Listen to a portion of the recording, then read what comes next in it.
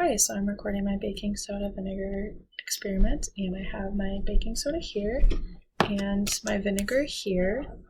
I poured some baking soda into like a tiny little beaker, and then I have some vinegar in the Sprite bottle, and we're gonna see what happens when they combine. And to basically show you guys, this is what's happening. It's bubbling up. You can see that. Just gonna try and get the cap on. But it was bubbling up quite a bit. Hopefully that was able to be recorded on camera.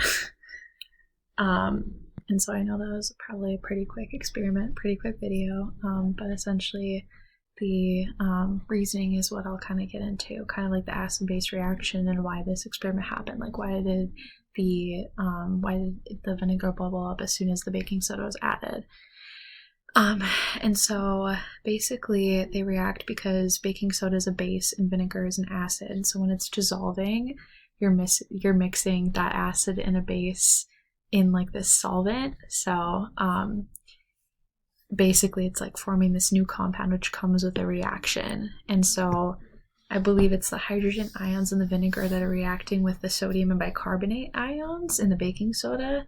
And so it's like creating, this reaction is like resulting in two different new chemicals, which is carbonic acid and sodium acetate. So hopefully, yeah, that helps us understand a little bit more why this reaction occurs. But overall, I'd say it was a really informative and educational experiment to do, and it was something that I used to do when I was a little bit younger. We did that in some middle school science classes, and I always thought that that reaction was super cool.